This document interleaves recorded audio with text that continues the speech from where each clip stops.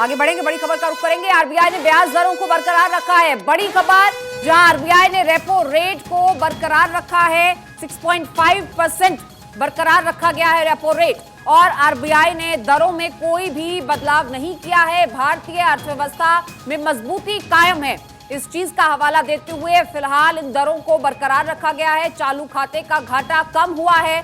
महंगाई दर में कमी के चलते रेपो रेट नहीं बदला गया। विदेशी मुद्रा भंडार अच्छी हालत में है। आरबीआई ने कर्ज नीति का ऐलान किया है और भारतीय अर्थव्यवस्था में मजबूती का भी यहां पर जिक्र किया गया। क्रेडिट ग्रोथ में जोरदार तेजी आई है। तो देखिए, आरबीआई ने ये बड़ा ऐलान किया गया है और रेपो रेट में कोई भी बदलाव नहीं किया गया है। जस का तस उसे बरकरार रखा गया है।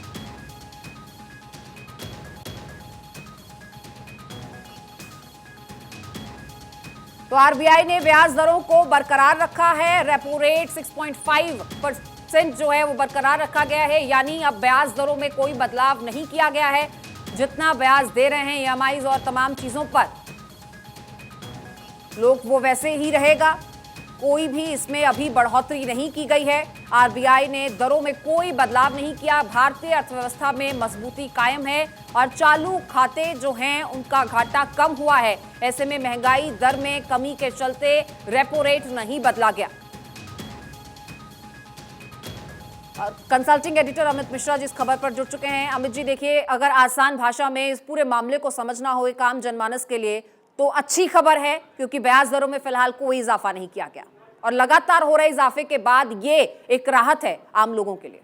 बिल्कुल एक बहुत बड़ी राहत है अमृता, और क्योंकि अगर रेपो रेट बढ़ता तो जाहिर सी बात है जो ईएमआईज हैं उनकी दरों पर ज़्यादा प्रभाव पड़ता, और जो आम लोग हैं, जो मीडियोकर फैमिली है और जिनके लोग नौकरी पेशा हैं, जो ईएमआई के बोझ तले अपने आप को दबा समझते हैं, उनके लिए एक बहुत बड़ी राहत की बात है। साथ ही महंगाई जो है वो भी नहीं बढ़ी है, वो कम हुई है, इसके भी ये संकेत साफ तौर पर हैं। आप अगर वर्ल्ड इकॉनमी को देखें अमृता, तो वर्ल्ड इकॉनमी इस वक्त जिस तरह चरमराई हुई है, खासतौर से अमेरिका और ब्रिटेन, दो प्रमुख देशों की बात अगर हम करें जो कि अपने आप में माइलस्टोन कहे जाते हैं वर्ल्ड इकॉनमी में, उनकी हालत बहुत खस्ता है इन दिनों।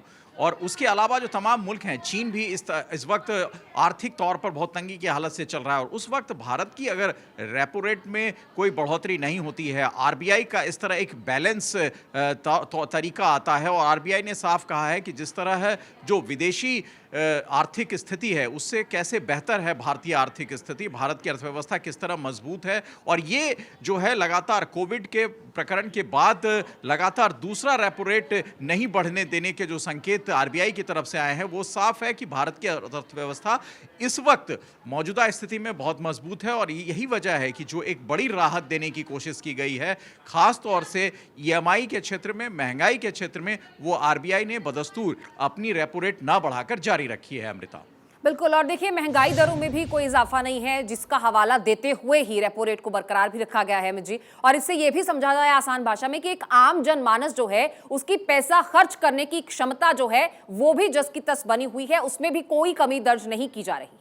बल्कि यूं कहे अमृता तो उसके खर्च करने की जो क्षमता है वो बढ़ी है, खरीदने की जो उसकी बाइंग कैपेसिटी है वो बढ़ी है, और प्रोडक्ट जो है उस हिसाब से मार्केट में आए हैं। और उसी प्रोडक्ट मतलब बाइंग और प्रोडक्शन दोनों का जो तालमेल है, खरीदने और बेचने का जो तारतम्य है, वो इतना बदस्तूर जारी है कि आरबीआई को लगता है कि जिस तरह महंगाई की बात लगातार की जा रही थी और दूसरे जो देश हैं वो प्रभावित हो चुके हैं, आर्थिक स्थिति जिनकी खस्ता है इस वक्त, उन तमाम चीज़ों पर कैसे विराम लगाया गया है। आरबीआई ने ये रेपो रेट न बढ़ाने के संकेत देकर ये साफ दो स्थितियां साफ की। एक तो भारत की अर्थव्यवस्था जो है, जो रिजर्व बैंक की रिजर्व पॉलिसीज हैं, जो रिजर्व पैसे हैं, वो बदस्तूर बहुत बेहतर तरीके से हैं, और दूसरी तरफ जो महंगाई है उस पर कैसे अंकुश लगाया गया है सरकार की तरफ से, उसमें कोई हड़बड़ी का माहौल नहीं है। अब मार्केट में कोई ऐसी चीजें उथल पुथल आप नहीं देख रही हैं, ना आरबीआई देख रहा है। इसलिए तमाम चीजों को देखते हुए रेपो रेट नहीं बढ़ाकर आरबीआई ने दोनों बातें स्पष्ट कर दी है कि अर्थव्यवस्था मजबूत है,